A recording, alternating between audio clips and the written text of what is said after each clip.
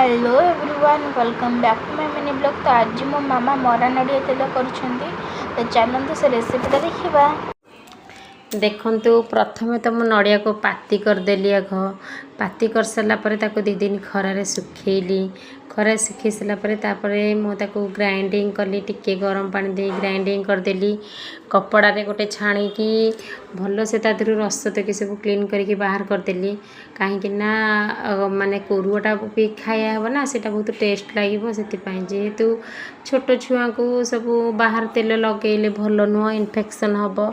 तो से सार आमर कहले कि घर को नड़िया नहीं आसची मरा नड़िया तेल गले पुओ लगे बोली। तेणु पुओ टी मरा नड़िया तेल करी पूरा चलची मोर प्रिपरेशन ग्राइंडिंग करके नड़िया तेल मारली पुओ लगे ना तेल।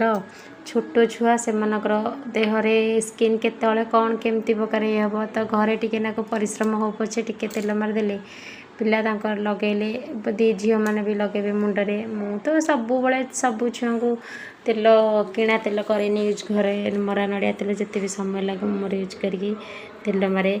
तो आपण मैंने देखते मो रेसिपीटा आपण मन केमती लगिला भल लगी लाइक करेंगे कमेंट करेंगे। रहुची जय जगन्नाथ।